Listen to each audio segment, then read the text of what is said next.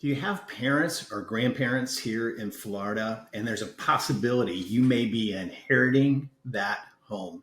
We want to talk to you about that today, some of the tax ramifications of it, paying off mortgages, and everything else that can go with inheriting a home here in Florida.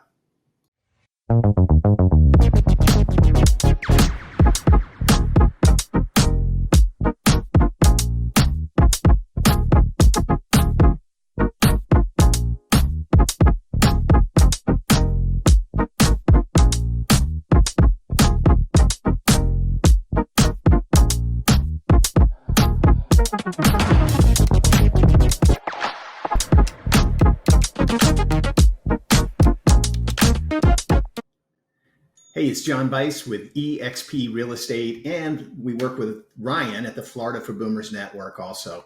So it's becoming a bigger and bigger issue here in the state of Florida, inheriting grandparents or parents' homes or a condo, possibly, or a villa. There's so many things to consider. I am not a CPA and I'm not an attorney, but let's talk about some of the things that can happen if there's a mortgage, if there's no mortgage, maybe a reverse mortgage. Do you do repairs? Do you turn it into a rental? What's the best option for you? We want to talk about all those things here and give you the best advice when inheriting a home.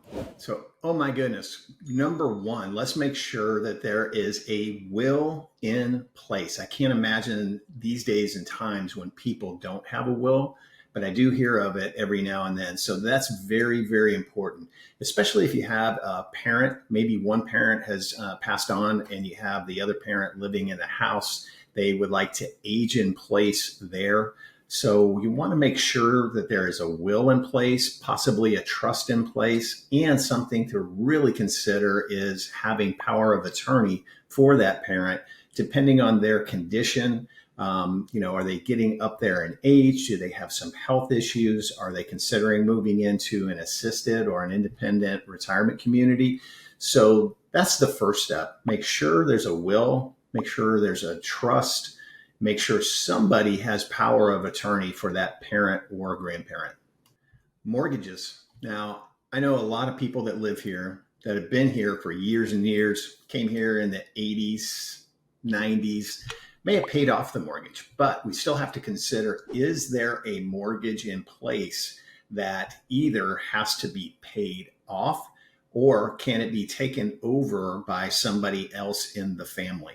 I think that would be done through a will with the mortgage company. Again, not an attorney, don't want to give you any bad advice there. If there's no mortgage, best case scenario, obviously they own it free and clear. That's a great thing.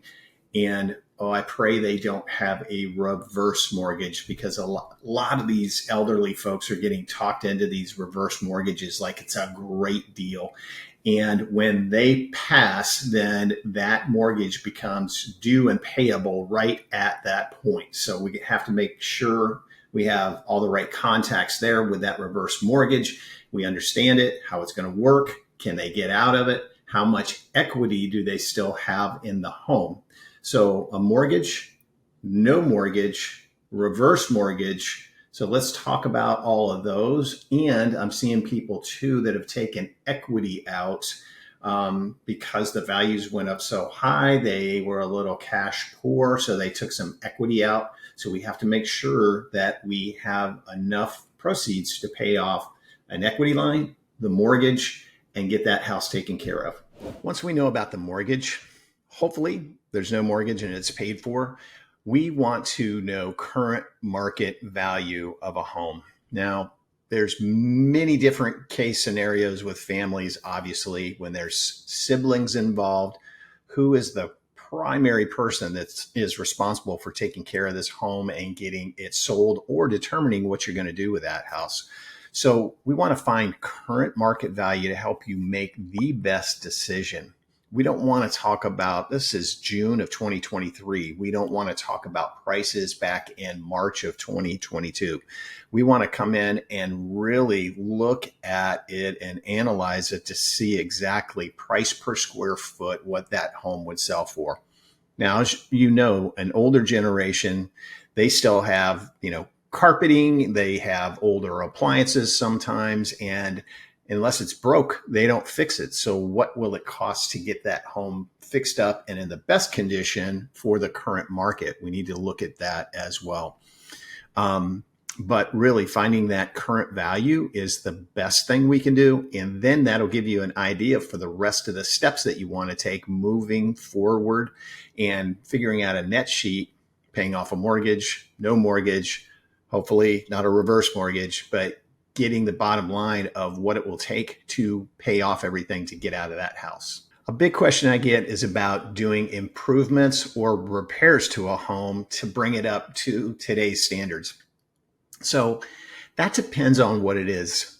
This older generation, as you know, most of the time, if it's not broke, they don't fix it. They might have a refrigerator that's 20 years old, but they're fine with it. So what we want to do is walk through the home, actually the exterior and the interior, and see what will get you the biggest bang for the buck. A lot of times before elderly people want to put their home on the market, they'll say, oh, I'm going to replace the carpet. And I go, unless it's really bad, I tell them, don't do that, because the next person that comes in probably doesn't want to live on your carpet, or they're going to rip it out and put tile or wood or the plank tile flooring that's very popular now. So we want to look at those things and help you decide getting it cleaned out. We can help you get estate sales people, get the home cleaned, get it as pristine as absolutely possible and ready for the market, but not spending a lot of money doing repairs unless they're absolutely needed. We really want to look at what condition the home is, how old is the roof. If there's a pool, we have to look at that. But we want to see what needs to be done. We also have a contract in Florida that's an as-is